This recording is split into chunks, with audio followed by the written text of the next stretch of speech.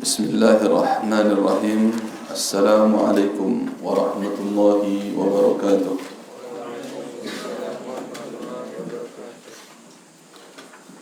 Innal hamdalillah nahmaduhu wa nasta'inuhu wa nastaghfiruh wa na'udzu billahi min shururi anfusina wa min sayyiati a'malina.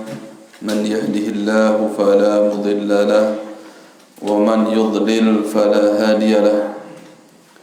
أشهد أن لا إله إلا الله وحده لا شريك له وأشهد أن محمدا عبده ورسوله لا نبي بعده. فإن أصدق الكلام كلام الله وخير الهدي هدي محمد صلى الله عليه وسلم وشر الأمور محدثاتها فإن كل محدثة بدعة وكل بدعة ضلالة وكل ضلالة في النار. أما بعد، إخوتي في الدين rahimani wa rahimakumullah ta'ala. Jamaah sekalian, semoga Allah subhanahu wa ta'ala memberikan hidayah dan taufiknya kepada kita seluruhnya. Hidayah dilalah dan hidayah taufik. Hidayah dilalah berupa ilmu pengetahuan yang bersumber dari Al-Quran dan Sunnah Nabi SAW. Adapun hidayah taufik adalah kekuatan untuk mengamalkan ilmu tersebut, kemampuan untuk mengamalkan ilmu yang kita dapati dari Al-Quran dan Sunnah. Kita amalkan ikhlas karena Allah subhanahu wa ta'ala. Inilah yang disebut dengan hidayah taufiq. Sehingga kita meminta kepada Allah subhanahu wa ta'ala hidayah sekaligus antara dilalah dengan hidayah taufiq. Kita bersalawat untuk nabinya Nabi Muhammad sallallahu alaihi wasallam. Semoga Allah sampaikan salawat kita kepada beliau, sahabat-sahabat beliau, keluarga beliau, dan orang-orang yang mengikuti beliau sampai hari kiamat. Ikhwatal Islam rahimani wa rahimakumullah ta'ala. Sampai kita kepada kaidah yang ke-7 pada kitab Ashru Qawaid fi Tazkiyatin Nafs. 10 kaidah di dalam Tazkiyatun Nafs. Kita bacakan antara kaidah yang pernah kita lewati. Yang pertama adalah at-tauhidu aslu ma tazku bihin nufus. Tauhid merupakan pokok, pondasi yang menyucikan jiwa. Yang kedua, ad-du'a miftahu zakat nufus. Doa merupakan kunci kebersihan jiwa. Yang ketiga adalah Al-Quranul Karim manba'u tazkiyati wa ma'inuha. Al-Quranul Karim sebagai sumber kesucian jiwa. Yang keempat, ittikhadul uswati wal qudwah, mengambil uswah, teladan dan contoh di dalam tazkiyatun nafs. Yang kelima, at-tazkiyatu takhliyatun wa tahliyah. Tazkiyatun nafs, penyucian jiwa, adalah membersihkannya dan menghiasinya. Adapun kaidah yang keenam yaitu ighlaqul manafid, menutup jalan, pintu, allati tukhriju bil insani 'anil tazkiyah, yang dapat mengeluarkan seorang manusia dari kesucian, wa tub'iduhu 'anil fadilah, dan menjauhkannya dari kemuliaan, wa tuqi'uhu fil radilah, dan menyebabkan dia terjatuh ke dalam kehinaan. Adapun kaidah yang ketujuh yaitu tadhakkurul mauti wa liqa'illahi azza wa jalla. Di antara sebab beningnya jiwa, bersihnya hati, tentramnya kehidupan adalah tadhakkurul maut, mengingat kematian. Mengingat kematian. Wa liqa'illahi azza wa jalla, dan mengingat bahwa kita akan berjumpa dengan Allah azza wa jalla. Ya, mengingat kematian dan mengingat perjumpaan kita dengan Allah subhanahu wa ta'ala, sebuah perihal dan perbuatan yang dapat menyegarkan kehidupan. Artinya, kalau orang berbuat demikian, dia mengingat kematiannya, maka hilang semua kesedihan. Kalau dia dalam keadaan sedih, hari ini dia bersedih karena susahnya hidup, sulitnya penghidupan, sulitnya mencari nafkah, atau dia merasakan sulitnya dihina manusia, beratnya hati saat dicerca, dihina, dihujat, dimaki dan sebagainya. Sekejap dia mengingat mati, saya juga akan mati. Sirnalah seluruh kesedihannya itu. Sirna seluruh kesedihannya itu. Makanya orang yang banyak mengingat mati tidak akan bersedih dia. Kesedihan yang mendalam dia rasakan hari ini lenyap seketika saat dia sadar, saya akan mati juga. Hidup ini tidak akan lama. Hari ini pasti berlalu. Demikian pula halnya orang yang dalam keadaan bahagia, dalam keadaan senang, berapapun besar kegembiraannya, sehingga ketika dia mengingat mati, dia pun kembali normal, tidak larut dalam euforianya, kembali dalam status dia kehidupan biasa, dalam ketaatan kepada Allah subhanahu wa ta'ala. Banyak orang yang saking gembiranya lupa zikir. Banyak orang yang saking gembiranya lupa bahkan salat. Saking dia bahagia, lupa kalau dia punya PR. Saking asik berjalan-jalan, bermain-main, lupa kalau dia punya kewajiban. Tapi saat orang bahagia tersebut ingat kematian, maka sekejap hilang kebahagiaan yang sangat besar yang dia rasakan itu. Ya, dia mengingat kematian. Demikian juga orang yang sedang melakukan maksiat, saat mengingat kematian, saya ini akan mati. Bagaimana kalau dalam keadaan seperti ini mati? Apa sudah siap? Ingat di kematiannya, maka kembali dia ke jalan yang benar, kembali dia ke dalam jalan yang lurus, yaitu Islam. Maka mengingat kematian ini dan mengingat bahwa seseorang akan berjumpa dengan Allah subhanahu wa ta'ala merupakan langkah untuk mencapai kebeningan jiwa, kebersihan hati. Qala Allah Ta'ala di dalam surat Al-Hasyr ayat 18, Ya ayyuhalladzina amanu taqullah, wahai orang-orang yang beriman, bertakwalah kalian kepada Allah. Wal tanzur nafsun ma qaddamat lighad, dan hendaklah jiwa melihat, memperhatikan ma qaddamat lighad, apa yang sudah dia perbuat untuk esok hari, untuk kematiannya.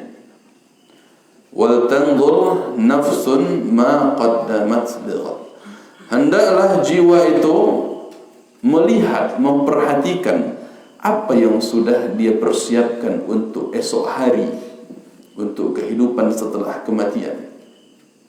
Wattaqullaha innallaha khabirun bima ta'malun. Sambungan ayatnya. Dan bertakwalah kalian kepada Allah, sesungguhnya Allah Maha mengetahui apa yang kalian perbuat. Sebuah ayat yang menyuruh kita, firman Allah Ta'ala yang menyuruh kita untuk memperhatikan apa yang sudah kita perbuat untuk hidup setelah mati. Apa yang sudah kita persiapkan. Kematian sebuah kepastian akan datang. Sebuah kepastian yang akan datang, yang tidak diragukan oleh siapapun bahwa dia akan mati. Berapapun ilmu kebal yang dia miliki, berapapun kesaktian, tahan bacok, tahan banting, tahan tabrak, tahan iris dan sebagainya, dia akan mati. Tak akan bisa dia pungkiri. Dia tidak akan tahan saat berjumpa dengan malaikat maut. Tak akan tahan dia. Itu hanya sebatas pertunjukan tukang sihir yang sok jagoan dengan ilmu kebalnya. Hanya pamer saja, hanya pertunjukan. Di saat tidak sadar, terinjak paku pun berdarah kakinya, karena tidak sadar, karena tidak ada persiapan. Terinjak, tertusuk duri salah pun demam juga insyaAllah. Nah, ini ya hanya pamer aja ilmu kebal itu. Debus, tahan apa, banting, tahan ya, injak kaca enggak luka kakinya.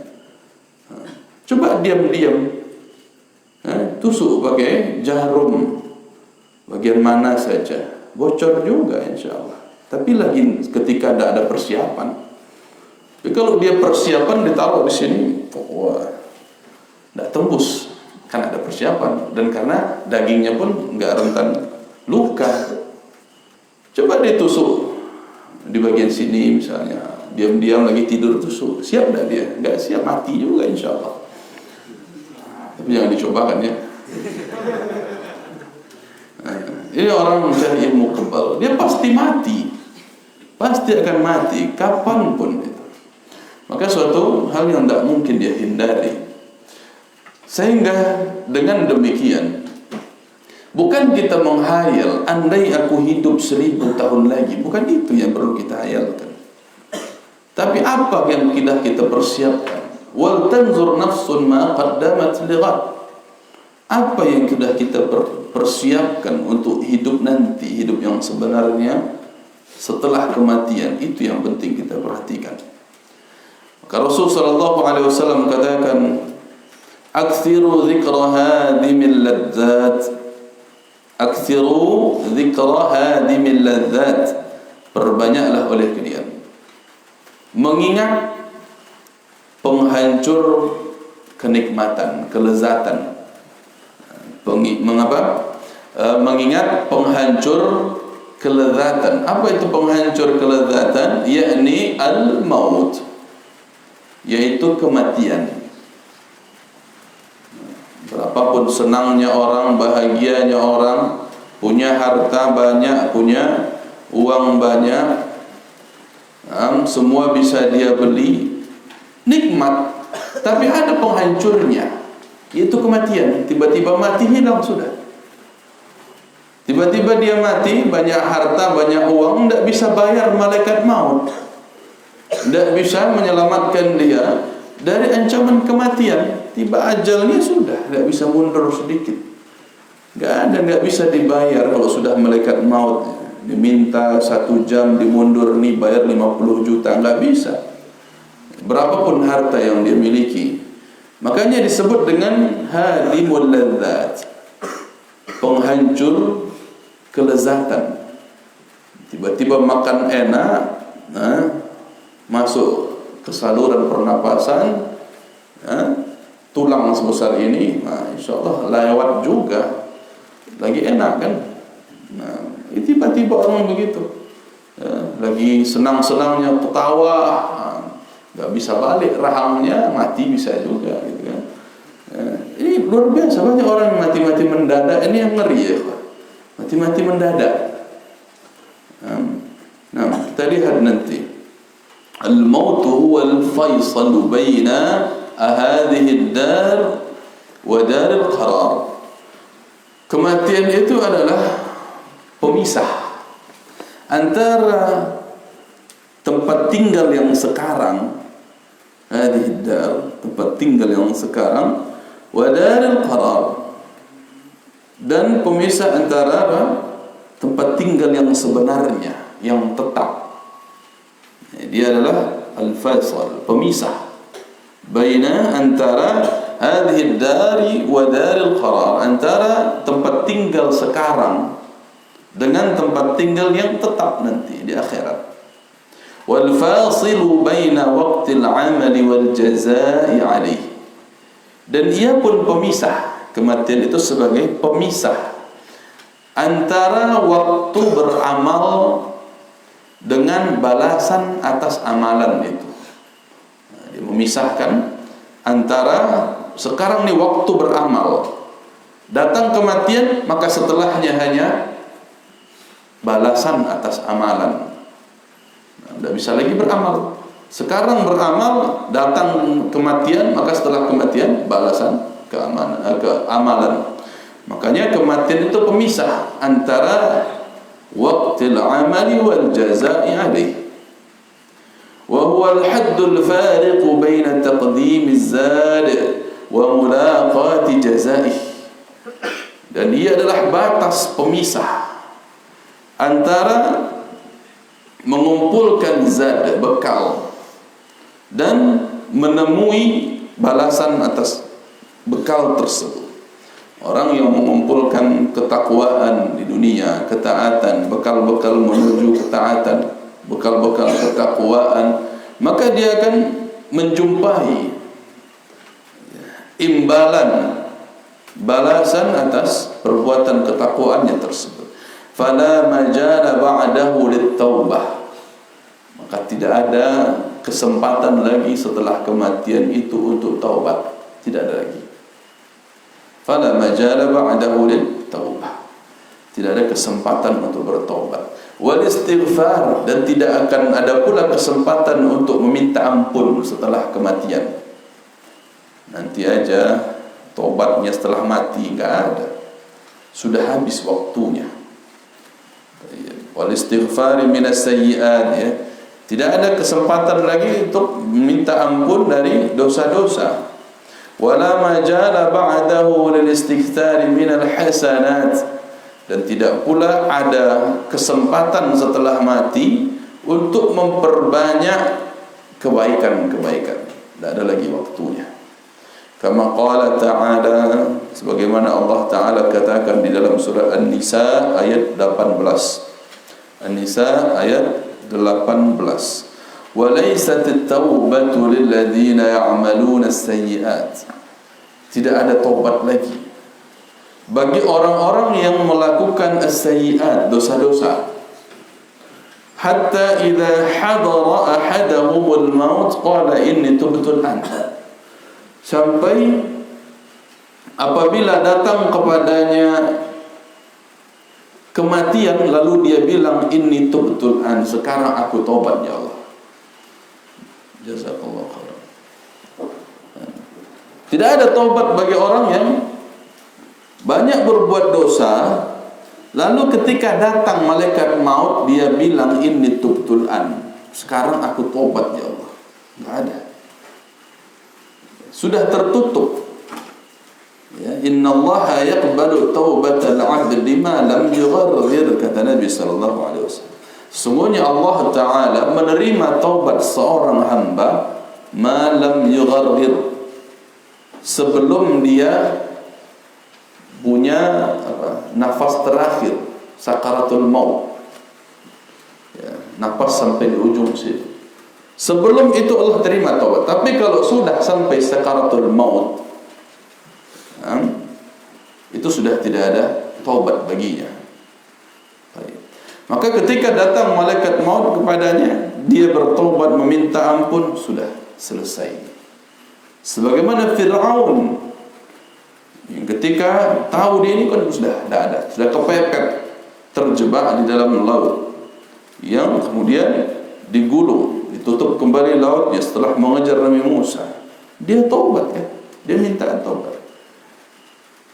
Maka tidak ada lagi al-an wa qad asal. Apa sekarang? Padahal engkau telah bermaksiat sepanjang ini. Kok baru sekarang? Kok baru sekarang menyatakan taubat? Tidak ada lagi. Tidak diterima oleh Allah Subhanahu wa ta'ala. Maka mengingat kematian ini sebagai upaya bagi kita untuk menyadarkan diri. Jangan sampai larut dalam maksiat, tiba-tiba masuk ke dalam kubur, kita tidak sadar. Sedang asik berbuat maksiat,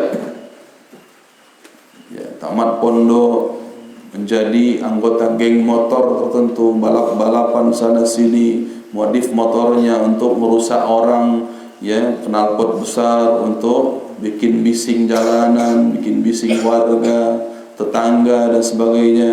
Lagi asik main-main motor, mati. Apa tobatnya? Ya. Kematian ini tidak melihat, tidak menunggu tua dulu, tidak menunggu tua, bisa saja. Orang-orang yang umurnya di bawah kita banyak yang sudah mati, yang lebih kecil umurnya dari kita banyak yang sudah meninggal. Yang sebaya dengan kita pun sama, banyak yang meninggal. Yang lebih tua pun demikian. Maka tidak ada batasan usia di dalam kematian ini. Kalau datang ajalnya sudah.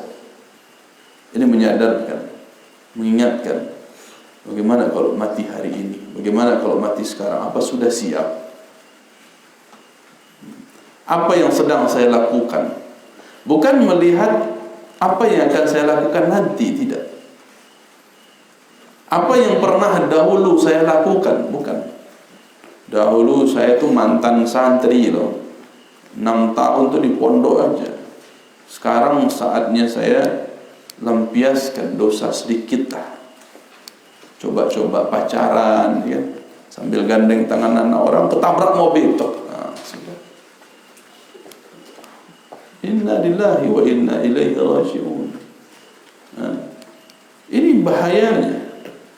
Makanya kalau dia ingat, bagaimana kalau saya mati nanti? Ini sedang berzina, gimana kalau saya mati dalam ini gimana? Tiba-tiba dicabut nyawa tiba-tiba. Gimana ceritanya? Na'udzubillah. Ya, harus ingat dia mati. Menipu orang, jual beli online misalnya, lagi banyak didapat duit. Antar paket ke GN apa namanya? Jangan sebut merek lah ya. Ya, ke kurir, ya, pengiriman lagi ngantar paket, ketabrak motor, meninggal. Ya, padahal dia habis ngambil uang orang, habis nyuri, habis nipu misalnya. Nah, ini ada aja kisah-kisah kematian itu tragis ya, luar biasa. Melihat orang-orang sakaratul maut lagi joget-joget di panggung, mati. Dan berapa banyak juga pemain bola di lapangan itu tiba-tiba kena siapanya itu ya, kena bola, bang berharganya kena bola, mati. Iya, pernah ada videonya guling-guling mati. Tiba-tiba, padahal tadinya dia sudah rencanakan nanti habis main bola mau ke sini, mau ke sini, mau ke sini, mau beli ini, mau beli itu, belum kesampaian dapat mati. Lagi asik-asik, bawain kawan-kawannya, ya minum-minuman, ya. Ya, kawannya minum, dia minum pula. Ternyata yang terminum baygon, mati. Nah, ini kan banyak aja ya kisah-kisah mati ini. Jangan antum tertawakan, ini ya nyata, banyak yang demikian. Sok-sokan, ya kan. Anak muda ini pengen coba-coba, penasaran ini luar biasa. Maka pekan lalu kita bahasnya jangan penasaran, tutup pintunya itu baik-baik, tutup rapat-rapat. Nah, kalau sekarang ini ingat mati.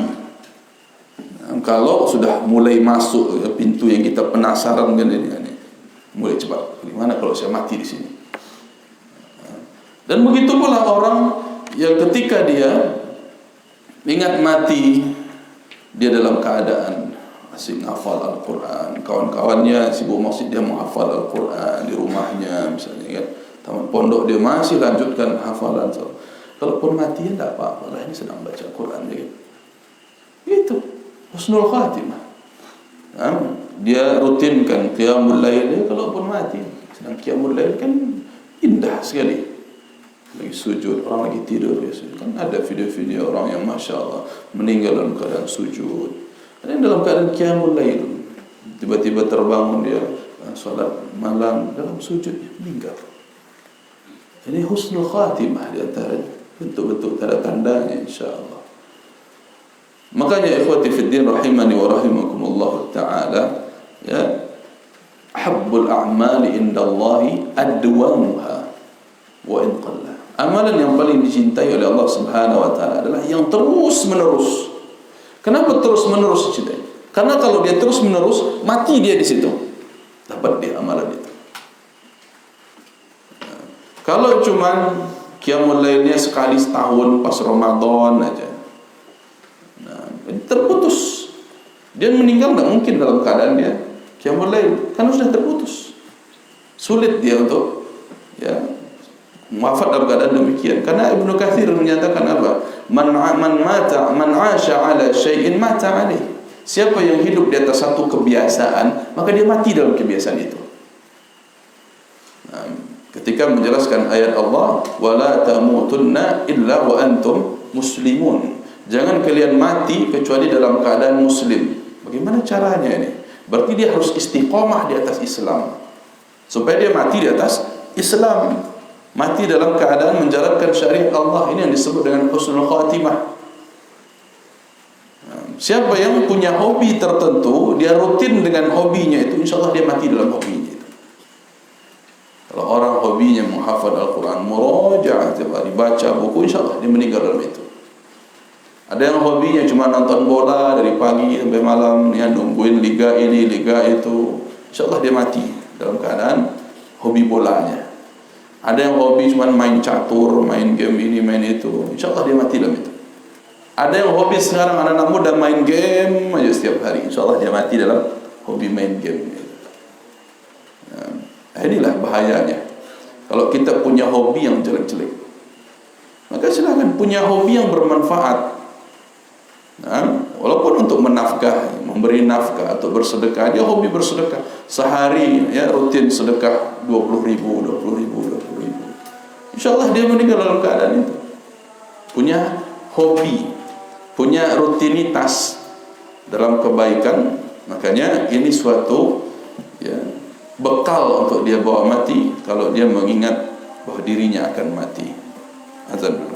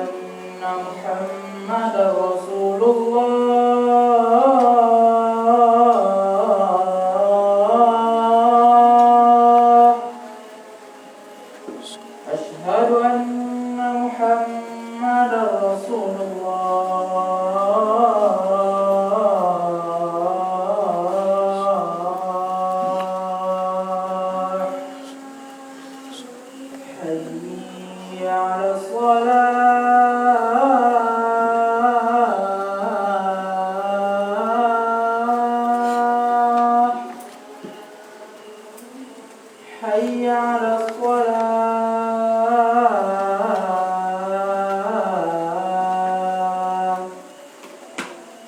حي على الفلاح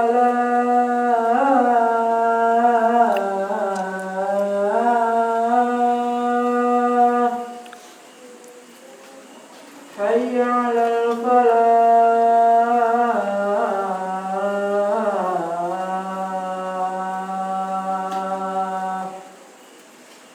الله أكبر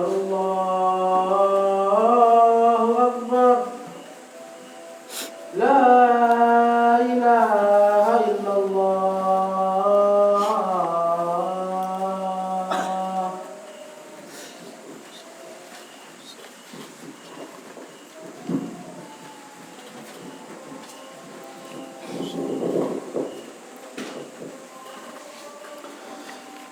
الحمد لله حمدا كثيرا طيبا مباركا فيه كما يحب ربنا ويرضى والصلاة والسلام على رسول الله وعلى آله وأصحابه أجمعين أما بعد إخوتي في الدين rahimani wa rahimakumullah ta'ala. Kita lanjutkan pembahasan di dalam kaidah yang ketujuh ini, dalam mengingat kematian dan mengingat perjumpaan kita dengan Allah Subhanahu wa ta'ala kelak di hari kiamat. Sebagaimana yang sudah kita bahas tadi, kematian adalah pemisah antara kehidupan hari ini yang banyak orang bermain-main, banyak orang mengabaikan, banyak orang lalai. Di antara juga pemisah dengan kehidupan yang sebenarnya, yaitu setelah kematian. Di sana tidak ada lagi waktu untuk kembali, tidak ada lagi waktu untuk berbuat, melainkan seluruhnya hanyalah tinggallah hisab. Sebagaimana Ali bin Abi Thalib radhiyallahu taala mengatakan, "Al-yawm 'amalun wa la hisab." Hari ini kita bisa beramal, belum ada hisabnya. Wa ammal ghad, adapun besok, hisabun wala amal, hanya tersisa hisab dan tidak lagi bisa berbuat kita. Tidak lagi bisa berbuat. Makanya suatu ketika Rasulullah SAW pernah ditanya tentang orang yang cerdas. Ya Rasulullah, ayyul mu'minina akyas. Wahai Rasulullah, orang seperti apakah, manusia orang beriman seperti apakah yang paling cerdas? Maka beliau SAW menjawabnya, aktsaruhum lil maut dzikran wa ahsanuhum lima ba'dahu isti'dadan ulaika al-akyas. Orang yang cerdas itu adalah yang paling banyak mengingat kematiannya dan paling baik persiapan menuju kematian tersebut. Mereka itulah orang-orang yang cerdas. Rasulullah SAW tidak mengukur kecerdasan itu dengan harta, pencapaian, prestasi dunia, tidak. Tetapi justru berapa sadarnya dia akan kematian. Dia ingat terus bahwa dirinya akan mati. Dan dia punya persiapan terus, punya cadangan amal terus, punya tabungan amal terus untuk kehidupan setelah mati. Dia cerdas beramal, berusaha bagaimana umurnya bisa selesai, jasadnya mati, tapi amalnya tetap hidup. Dia cari mana amal-amal jariyah, amal-amal yang selalu mengalir pahalanya walaupun orangnya sudah meninggal. Di antaranya disebutkan Rasulullah SAW adalah orang yang membangun masjid, orang yang menggali sumur, orang yang mengalirkan sungai, orang yang menanam tanaman. Di antaranya juga seorang anak yang saleh yang dia ajarkan sehingga mendoakan dia. Di antara amalan-amalan yang tetap mengalir walaupun orangnya sudah meninggal. Dan di antaranya juga orang yang mewariskan mushaf. Di antaranya juga orang yang meninggalkan ilmu yang bermanfaat, buku-buku yang dia tulis walaupun dia telah meninggal tapi hidup terus. Buku berserta pahala-pahala atas orang-orang yang mendapatkan ilmu dengan perantara tulisannya tersebut. Ini orang-orang yang cerdas. Banyak upaya yang dia cari, yang dia lakukan untuk menuju kehidupan setelah kematiannya. Dia tidak berpikir untuk hidup hari ini, tidak. Tapi bagaimana ke depannya, apa yang menjadi kebahagiaan setelah kematian, itu yang dia pikirkan. Bukan mementingkan perut dan syahwat, bukan pula mementingkan bagaimana hari ini bisa kenyang, hari ini bisa puas makan enak, bukan. Tapi dia pikirkan bagaimana hari ini bisa mengalirkan manfaat untuk hidup setelah kematian nanti. Dia bantu orang, dia tingkatkan amalan kebaikannya, dia mudahkan urusan orang lain, dia perbanyak amal yang biar ibadahnya, ibadah dia kepada Allah Subhanahu wa taala dalam zikir, doa, baca Al-Qur'an, tilawah dan sebagainya. Begitu pula dengan amalan-amalan yang dia memudahkan urusan orang lain, menyingkirkan gangguan dari orang lain dan sebagainya. Amalan-amalan yang menjadikan dirinya mulia.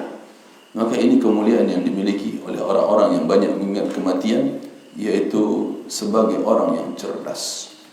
Thumma huwa mudrikun kullan nas, dan ketahuilah, kemudian kematian itu adalah sesuatu yang menjumpai setiap manusia, la mahalah, tidak ada kecuali. Tidak ada yang bisa lari, tidak ada yang bisa menghindar dari kematian tersebut. Wa mulaqihim bila ghaib, kematian yang pasti menemuinya tanpa keraguan, tidak diragukan lagi. Kama qala Allah Azza wa Jalla, sebagaimana Allah Ta'ala berfirman, Qul innal mauta alladhi tafirruna minhu fa innahu mulaqikum. Di dalam surat Al-Jumu'ah ayat 8, katakanlah, sesungguhnya kematian yang kalian berlari darinya, menghindar dari kematian itu, fa innahu mulaqikum, ketahuilah sesungguhnya dia pasti menjumpai kalian, pasti menjumpai kalian. Dalam surat An-Nisa 78, aynama takunu yudrikkumul maut walau kuntum fi burujin musyayyadah. Dimanapun kalian berada, dimanapun tanpa terkecuali, aynama kuntum, dimanapun kalian berada, yudrikkumul maut, maka kematian pasti menjumpai kalian, pasti menemui kalian. Walau kuntum fi burujin musyayyadah, walaupun kalian berada di dalam benteng yang tinggi, bangunan yang kokoh, walaupun kalian berada di dalam bangunan yang tinggi lagi kokoh, kematian pasti menjumpai kalian. Kemana mau lari? Kemana mau menghindar? Tidak ada jalan. Berapapun ilmu kebal yang dipelajari, yang dilatih, latihan fisik sekian puluh tahun untuk menolak kematian, tidak akan ada yang bisa. Tidak akan ada yang bisa lari menghindar darinya. Apapun obatnya, apakah itu dia rendam kaki, katanya ini obat rahasia orang-orang Jepang yang bisa awet muda, ya, pakai apa, detox, ya, menghilangkan racun dengan cara rendam kaki lah, dengan cara melatih hidup begini, hidup sehat lah, dengan melatih jurus-jurus sehat kah, atau dengan cara mencari-cari, ya, mantra-mantra kebal kah, mencari mantra-mantra tolak bala kah, takkan bisa ditawar. Kematian pasti datang. Kalaupun dia lari mencari kutub selatan, kutub utara, bikin rumah di sana, apa dikira malaikat maut lupa? Bagaimanapun orang mengaku ada wali begini begitu, bisa terbang ke sana ke sini, bisa menghindar ke sana ke sini, bisa minta ditunda kepada malaikat maut, tidak akan ada. Aynama takunu yudrikkumul maut. Dimanapun kalian berada, pasti kematian menjumpai kalian. Wa huwa ma'a dzalika ya'ti lil anami faj'atan. Bersamaan dengan itu, terkadang dia datang kepada makhluk, lil anam, kepada makhluk. Datang kematian itu faj'atan, tiba-tiba. Tiba-tiba, tanpa rencana. Ini perlu kita sadari. Kematian yang datang tiba-tiba ini luar biasa. Tanpa sakit sebelumnya, tanpa ada feeling, tanpa ada firasat, bisa jadi tiba-tiba meninggal. Fa idza jaa ajaluhum la yasta'khiruna sa'atan wa la yastaqdimun. Dalam surat Al-A'raf ayat 34. Tadi kita baca dalam salat. Apabila datang kematian mereka, la yastakhiruna sa'ah. Tidak sanggup mereka memundurkan, meminta pengunduran walaupun sejenak. Wala yastaqdimun, dan tidak pula bisa dimajukan. Mau cepat mati kalau belum ajalnya belum mati. Bagaimana orang yang bunuh diri kemudian mati? Itulah ajalnya. Itulah waktu kematiannya. Sudah dalam takdir Allah Subhanahu wa ta'ala. Fakam min insanin kharaja min baitihi yaqulu sayyaratahu faraja'a mahmulan 'ala al-akfan. Betapa banyak, kata beliau, fakam min insan, betapa banyak dari manusia, kharaja min baitihi, dia telah keluar dari rumahnya, yaqulu sayyaratahu, dia mengendarai mobilnya, faraja'a mahmulan 'alal akfan, namun pulang-pulang dibawa di atas keranda dalam menggunakan kain kafan. Tadinya dia nyetir mobil, tiba-tiba pulang-pulang berbalutkan kain kafan di atas keranda. Wa kam min insanin qala li ahlihi hayyi'u li ta'aman. Betapa banyak orang yang telah berkata kepada keluarganya, kepada istrinya, siapkan untukku makanan. Telepon kepada istri, siapkan untukku makanan, aku akan pulang. Famata wa lam yat'amhu. Tiba-tiba di dalam perjalanan pulang dia mati dan makanan belum sempat dia sentuh untuk dimakan. Wa kam min insanin labisa thawbahu. Betapa pula banyaknya orang yang sedang mengenakan pakaian, memakai pakaian. Wa zarra zirarahu, dan dia memasangkan kancing bajunya. Wa lam yafukka zirara thawbihi illa al-ghasil. Namun ternyata kancing baju yang tadi dia pasang, ternyata bukan lagi dia yang membukanya, bukan dia yang mencopotnya, tapi siapa? Tukang cuci jenazah, yang memandikan jenazah. Tukang mandikan jenazah, apakah anaknya, orang tuanya, kerabatnya yang memandikan jenazah, yang membuka kancing bajunya. Jadi apa yang kita yakin sekali, pasti masih lama hidupku, apa yang membuat kita yakin sekali? Puas-puaskan dulu buat dosa, lakukan ini dan itu, nanti juga akan tobat. Apa yang membuat kita yakin bisa tobat? Makanya demikian juga orang-orang yang bermudah-mudahan berhutang, yakin sekali dia bisa bayar. Kredit ini, kredit itu, hutang ini, hutang itu. Apa jaminannya kita masih hidup untuk bisa bayar hutang? Makanya di antara orang-orang yang tidak mau disolatkan oleh Nabi SAW, Nabi tidak mau menyolatkannya.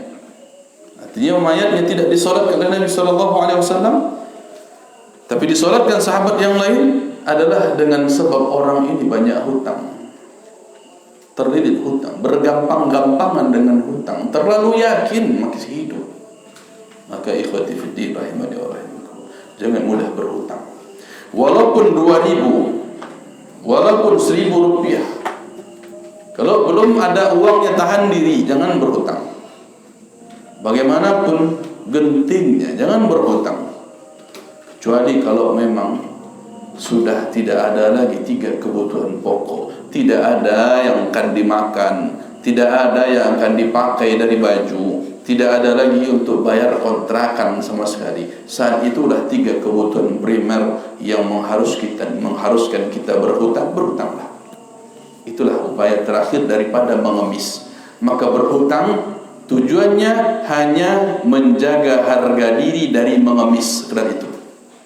Bukan untuk berlagak, bergaya, punya mobil, punya motor, punya perabotan ini, itu, rumah dan sebagainya, seluruhnya kredit. Bukan untuk itu. Ikhwati fiddin rahimani wa rahimakumullah. Bukan kita bergampang-gampangan dalam hutang.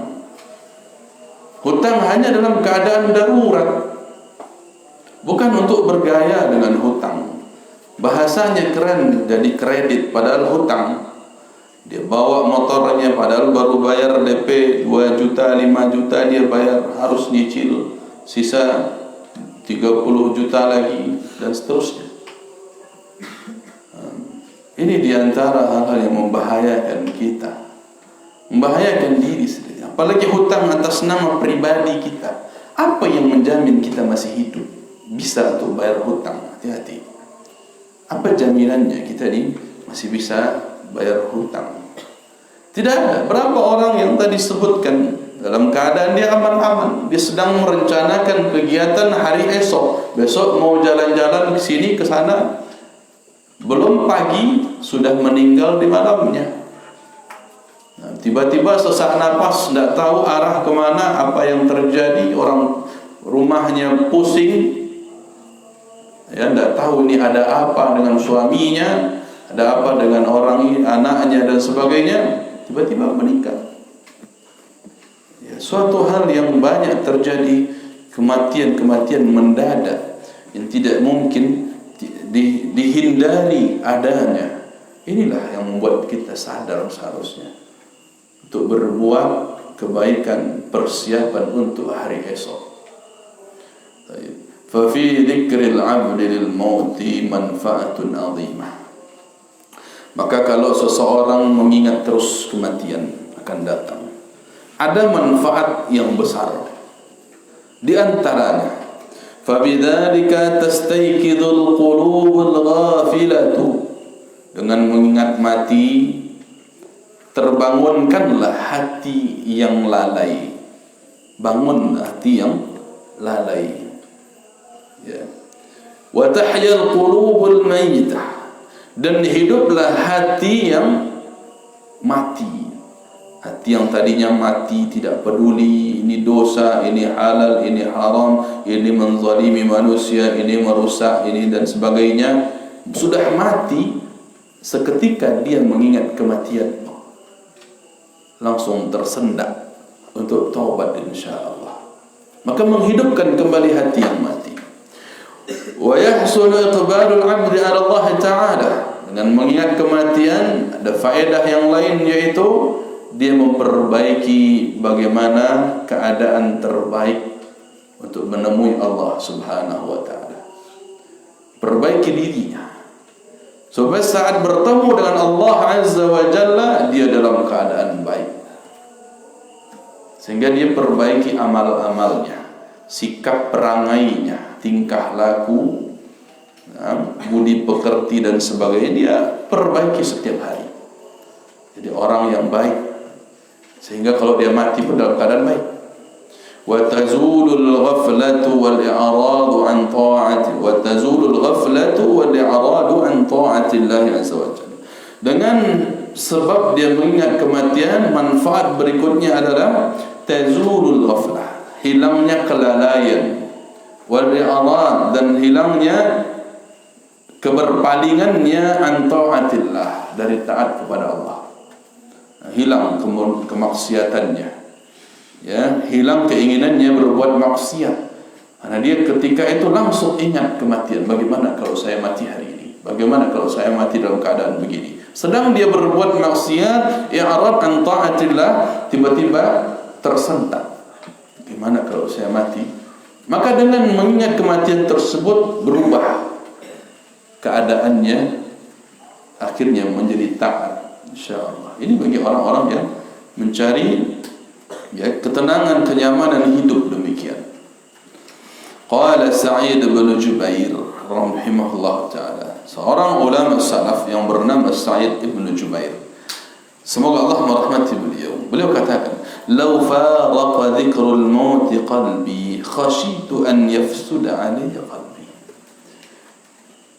Kalau sekiranya mengingat kematian ini terpisah dari hatiku, kalau sekiranya hatiku itu jauh dari mengingat kematian ini terpisah dari hatiku, khasyitu an yafsuda alayya qalbi. Aku khawatir jangan-jangan hatiku ini rusak.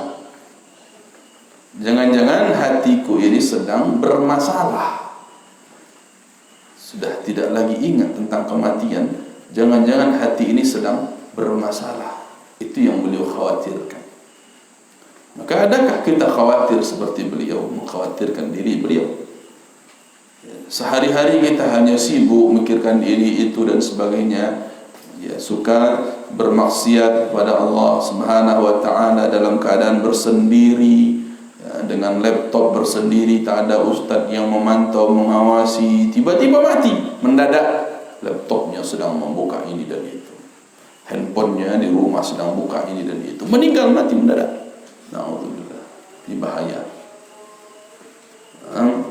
Mau tutup, mau di close, nggak bisa. Gimana lemah? Padahal ini lagi buka macam-macam. Nah, mau di close, mau dialihkan kemana, mau dihapus historinya, tidak ada kesempatan. Ini harus kita ingat. Tiba-tiba mati gimana? Lagi buka ini macam-macam. Nah, tercatat dalam su'ul khatimah. Na'udzubillah, na'udzubillah. Kita berlindung kepada Allah dalam keadaan seperti ini. Berlindung gitu kepada Allah. Makanya ambil sebabnya supaya kita husnul khatimah. Buka yang benar aja. Dalam keadaan kita bikin aplikasi ini untuk dakwah, ini untuk Islam, Allah matikan dalam alhamdulillah husnul khatimah insyaallah. Untuk kebaikan-kebaikan, sedang menulis ketik ini pelajaran yang pernah dibahas di pondok, lagi liburan, ada kesempatan di rumah. Inilah saya salin di catatan. Nanti bikin dalam website, ajang minimal weblog dulu bikin. Tulisan, arsip, dokumen. Walaupun untuk pribadi kan bisa aja bikin sendiri ya. Domain-domain gratisan banyak. Minimal bikin blog di Google dan sebagainya bisa tulis. Nah, tiba-tiba meninggal, alhamdulillah, dalam keadaan enak nih. Inilah ya, yang pernah kita bahas, ibarat pisau bermata dua. Dia bisa handphone, HP atau laptop yang digunakan itu bisa untuk manfaat, maka ambil manfaatnya. Kalaupun Allah matikan kita dalam menggunakan itu, alhamdulillah husnul khatimah insyaallah.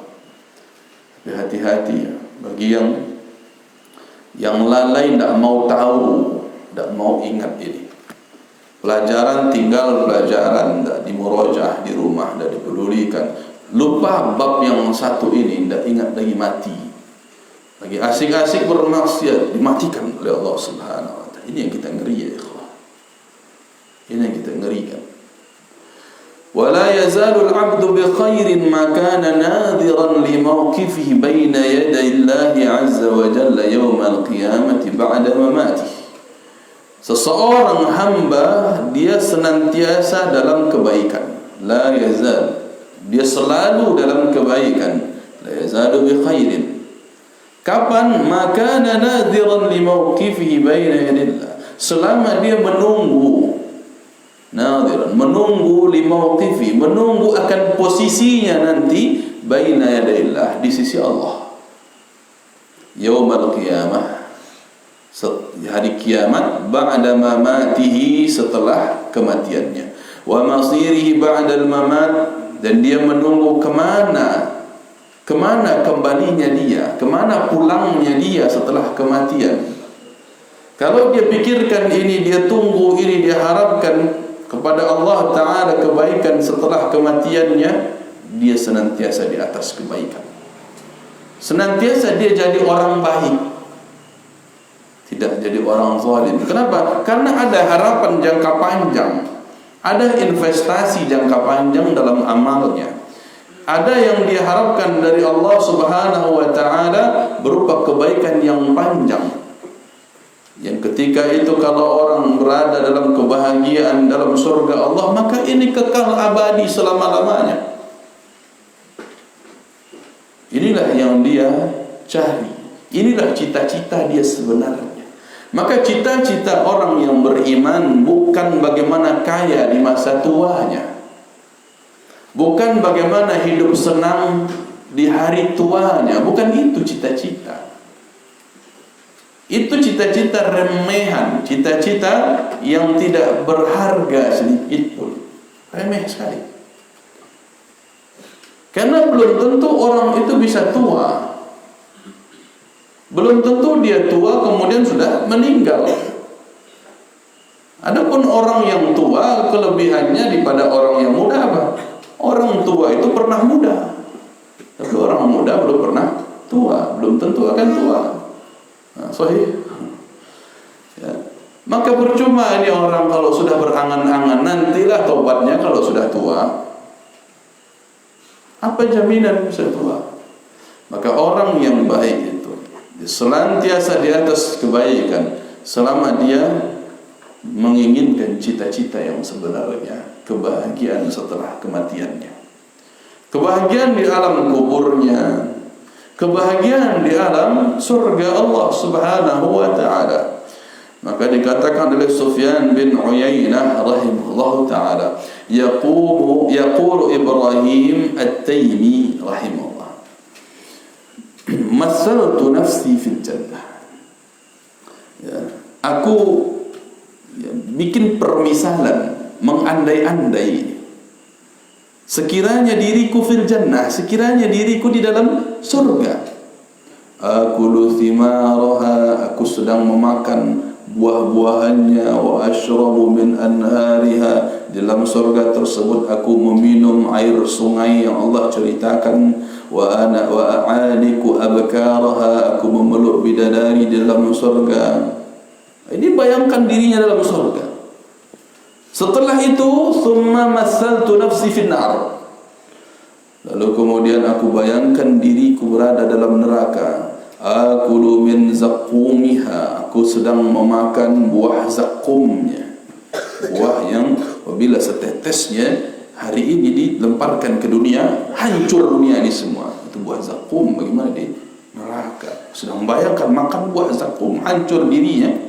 Wa ashrabu min sadidiha, dan aku membayangkan sedang meminum nanah dalam surga.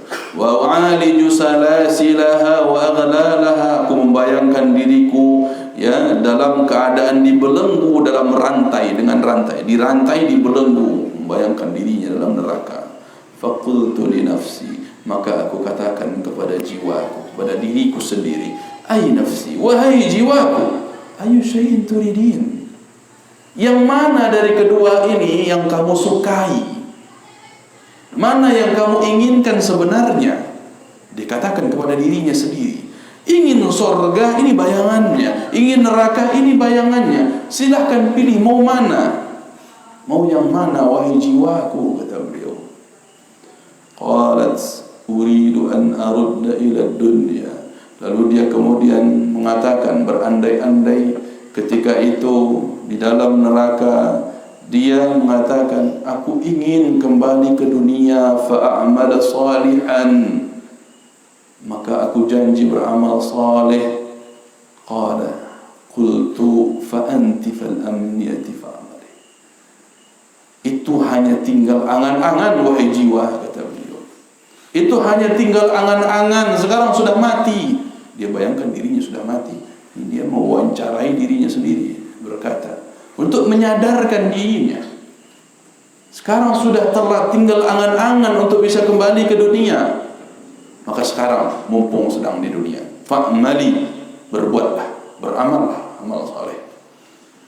Nah, ini para ulama, mereka senantiasa membayangkan kematian. Senantiasa mereka berpikir bagaimana hidup enak setelah mati enak. Bukan hidup enak di dunia, tapi kehidupan yang sebenarnya di akhirat nanti. Kalau orang-orang Nasrani, orang kafir, mereka menganggap mati ini sudah, ini peristirahatan terakhir. Gampang mereka bilang, rest in peace, istirahat dalam damai.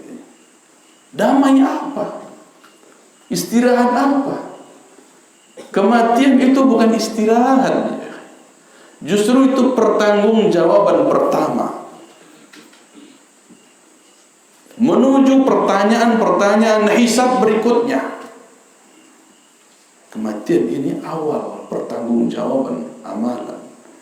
Baru saja mati langsung di dalam kubur, ya baru saja dikuburkan, langsung atahu malakani aswadani azraqan, datang kepadanya dua malaikat yang berwarna hitam, berwarna biru, campur hitam dan biru ini, yang bertanya, ma rabbuka wa man nabiyyuka wa ma dinuka, langsung ditanya. Maka siapa yang selamat dari pertanyaan itu, urusan setelahnya lebih ringan insyaallah. Tapi siapa yang gagal menjawab 3 pertanyaan awal saja, maka setelahnya jauh lebih mengerikan. Orang di dunia hari ini memang belum merasakan, tapi orang beriman tahu, paham, beriman, yakin akan demikian. Maka dia selalu memperbaiki diri, menjadi anak yang saleh, menjadi anak yang berbakti pada orang tuanya, menjadi orang yang memiliki adab mulia, berakhlak mulia kepada Allah Ta'ala, kepada Rasulullah, kepada seluruh makhluk Allah. Dia perbaiki dirinya karena pasti akan begini. Pasti akan melalui fase-fase yang kita jelaskan tadi. Maka beruntunglah orang-orang yang memang menghisab dirinya hari ini, sebelum dihisab nanti di hari kiamat. Wa qul laha aidan, dan katakan juga kepada jiwamu, kepada dirimu sendiri, ya nafsi in ana mittu faman dzal ladzi yusalli anni ba'da al-maut. Wahai jiwaku, wahai diriku, kalau sekiranya aku mati, siapalah orang yang akan mau mendoakanku? Kenapa ditanya demikian? Ini salah satu sebab orang ingin di dunia ini menjadi orang baik, punya banyak kawan-kawan baik.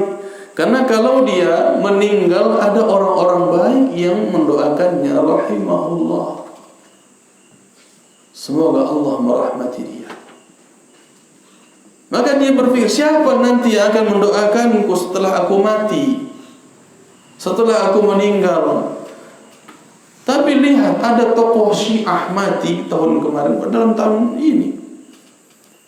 Seluruh jagat raya di media sosial bilang, alhamdulillah, kita diistirahatkan dari orang gila ini.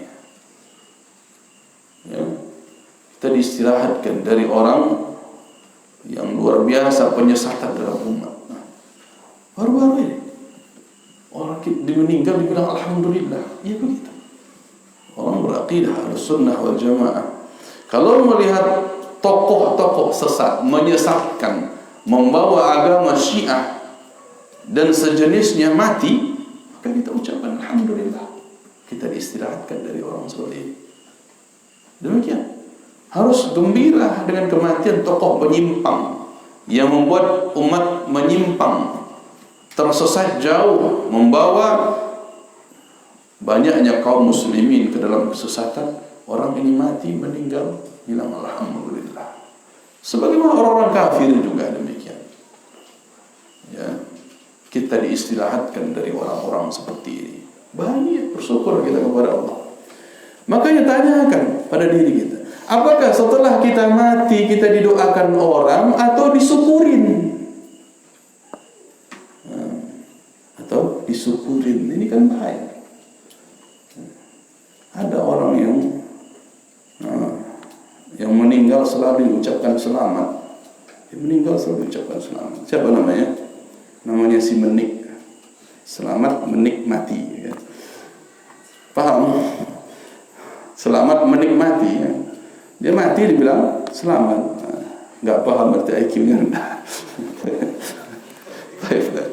Bercanda. Nah, jadi ada orang-orang yang memang mengharapkan bahwa dirinya itu selalu didoakan oleh orang-orang. Di antaranya mereka yang punya tulisan-tulisan baik. Setiap kali orang baca tulisannya, orang terhugah. Berkata Syekh Fulan, Syekh Albani rahimahullah ta'ala, didoakan langsung. Rahimahullah. Setiap dibaca namanya, berkata Syekhul Islam Ibn Taimiyah rahimahullah ta'ala. Nah, ya. Setiap namanya disebut orang doakan rahimahullah, rahimahullah, semoga Allah merahmati dia, semoga Allah merahmati beliau. Ini semakin banyak dia punya tulisan, punya karya yang sesuai dengan akidah yang benar Ahlus Sunnah wal Jamaah ala fahmis salaf, orang membaca mendoakan rahimahullah rahimahullah. Nah, ini di antara karya-karya ya, akhirnya diingat oleh orang. Termasuk hari ini yang punya rekaman-rekaman ya, kajian-kajian beliau ustaz-ustaz kita sudah mendahului kita rahimahumullah ya, di antaranya ada ustaz ya, yang kita kaget ketika mendengar namanya ternyata sudah meninggal. Kita belum sempat bertemu dengan beliau, tapi ceramahnya kemana-mana, bikin air mata mengalir ketika mendengar ceramahnya. Ustaz Ar-Rahman Halim Naro rahimahullah, kalau mendengar kajian beliau, masya Allah, luar biasa, bikin menetes air mata. Belum lagi buku-buku yang kita baca. Setelah kita tahu ternyata beliau sudah meninggal, belum sempat kita bertemu, kita baru kenal ilmunya hari ini ya, maka didoakan oleh orang-orang rahimahullah rahimahullah. Begitu juga orang-orang telah berjasa dalam dakwah, telah membangun pesantren ini, pesantren itu, rahimahullah ya. Gurunya para guru, nah, di antaranya di Pekanbaru ini ada dulu namanya Buya Jufri rahimahullah, yang punya pesantren Al-Furqan yang sekarang dikelola oleh anaknya ya, dikenal dengan jasa-jasa dia, didoakan. Maka tanyakan kepada jiwa kita, in ana mittu faman dzal ladzi yusalli anni ba'dal maut. Kalau aku meninggal wahai jiwa, siapakah kira-kira orang yang akan mendoakan kebaikan untukku? Wa man sayasumu anni, dan siapa pula orang-orang yang berpuasa lalu aku dapatkan pahala puasanya. Ya, bisa jadi orang berpuasa untuk dia sebagai menebus puasa wajib dia, bisa ahli waris. Dan bisa jadi dengan orang lain berpuasa tapi dia tetap dapat pahala puasa. Gimana caranya? Dia punya investasi takjil, iftar. Dia punya investasi itu. Dia punya misalnya di Arab itu ada kebun kurma yang diwakafkan untuk iftar, untuk berbuka puasa, gratis, seluruh kurmanya gratis. Dalam kerajaan Arab Saudi bahkan diekspor keluar. Nah, masuk ke Indonesia ini gratis. Jadi orangnya boleh meninggal, tapi setiap orang berbuka menggunakan makanan kurma datang dari kebun tadi, insyaallah dia juga dapat pahala puasa. Dia juga dapat pahala puasa. Man fattara sha'iman. Nah, siapapun yang membuat orang lain berbuka puasa, tayyib, ya, maka falahu ajru shaum. Maka dia mendapatkan pahala puasa min ghairi an yanqusa min ajri syai'a. Kama qala sallallahu alaihi wasallam. Dia mendapatkan pahala puasa sebagaimana orang yang berpuasa tanpa mengurangi pahala orang yang berpuasa itu sedikit pun. Jadi ada dua pahala di sini. Satu untuk orang yang berbuka puasa untuk karena puasanya, satu untuk orang yang menyediakan iftar. Menyediakan ya, untuk berbuka puasa. Makanan berbuka puasa disediakan, dia dapat pahala. Ini dia pikirkan, lihat cerdas, masya Allah. Orang yang puasa dia sudah meninggal, tapi dia bisa dapat aliran pahalanya kan? Masya Allah. Ya, mudah-mudahan kita juga punya ya, kesempatan untuk ini. Bagaimana caranya? Ya, orang kalau puasa itu mengkonsumsi makanan-makanan dari saya. Kalau kita perhatikan ikhwati fiddin rahimani Allah, bertolak belakang. Kalau masyarakat kita, masyarakat Indonesia, giliran mau berbuka puasa, buru-buru keluar cari gratisan. Mana masjid-masjid yang bagi-bagi iftar, rebutan cari makanan berbuka puasa, rebutan cari yang gratis. Kalau di Masjid Nabawi, Masjidil Haram, justru ini orang rebutan supaya ada orang mau mampir di tempat dia. Ayo buka puasa sama saya, buka puasa sama saya. Baru masuk gerbang Masjid Nabawi itu, langsung ditarik-tarik. Saya sini aja makan, sini tempat saya, tempat saya. Ditarik. Luar biasa. Bagaimana mereka rebutan pahala, ya ikhwan. Ada video-videonya tersebar. Ya. Orang baru datang ini udah rebutan, satu tarik ke sini, satu tarik ke sana. Yang mana nih? Ya sudah. Ya. Begitu mereka rebutan untuk cari pahala. Biasanya ditarik orang-orang luar Saudi tentunya. Yang mereka ke sana ada yang untuk iktikaf, tidak bawa bekal dari rumah. Ya, untuk makan tidak ada, mereka di situ sajikan. Dan jangan dikira itu cuma air putih satu gelas saja, enggak. Lengkap. Ada halibnya, susu. Nah, ada rotinya, ada buah-buahannya, ada nasinya sekalian. Lengkap satu paket. Sampai nggak nyari lagi kemana, enggak. Aman kalau buka puasa itu. Coba saksikan. Mudah-mudahan beri kesempatan oleh Allah Subhanahu wa taala merasakan seperti demikian. Rebutan betul. Ya, enggak ada ceritanya orang rebutan makanan di sana, enggak ada. Wallahi enggak ada rebutan makanan, enggak ada. Yang ada itu orang yang menyajikan makanan rebutan orang untuk makan makanan dia. Kebayang? Nah, ini pemandangan yang menakjubkan, luar biasa. Bagaimana mereka berburu pahala. Mereka tahu itu tempat mulia. Dan mereka tahu ini ibadah mulia. Dan mereka tahu ini di bulan yang mulia, Ramadan. Luar biasa. Nah, begitu cara mereka. Nggak ada orang-orang yang ya kemudian kelaparan di situ di bulan Ramadan, nggak ada. Kenyang semua mereka. Sampai pusing ini yang siapa lagi mau habiskan makanan. Cari lagi keluar Saudi ini, bagi-bagikan lagi. Begitu mereka. Panen amalan. Wa man yatubu anni min dhunubi wa tafriti. Dan dia berpikir, wahai jiwa, kalau setelah meninggal nanti, siapa kira-kira orang yang mintakan ampunan kepada Allah atas dosa-dosaku, atas kelalaianku? Siapa yang akan beristighfar untukmu? Maka di antara orang-orang yang meninggal itu masih jalan istighfar untuk dia. Siapa di antaranya? Anak yang saleh yang mendoakan orang tuanya. Dalam suatu hadis ya, diriwayatkan bahwa seseorang sudah berada dalam surga. Tiba-tiba posisinya, derajatnya selalu naik terus.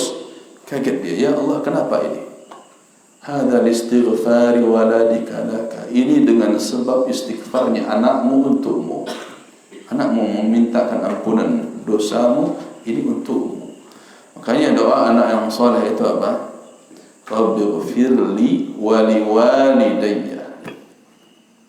Ya Allah, ampuni dosaku. Ampunilah dosa kedua orang tuaku. Ya. Maka kalau kita punya anak yang saleh yang mendoakan, ajarkan mereka doa itu.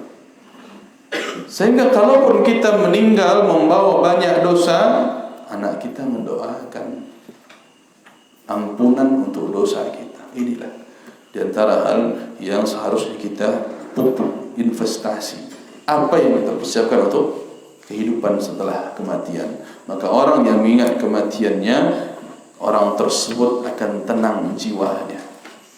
Tidak akan ada galau dalam hidupnya. Apa lagi yang dia pikirkan? Orang punya harta banyak, ya, ini orang kok bisa beli mobil semahal itu, padahal saya ini lebih lama hidup dari dia, kok dia baru nih. Kalau dia ingat, ya sudahlah, saya juga akan mati. Nah, nyaman lagi hidupnya. Orang ini selalu menghina saya, padahal saya dalam keadaan menjalankan sunnah Rasul.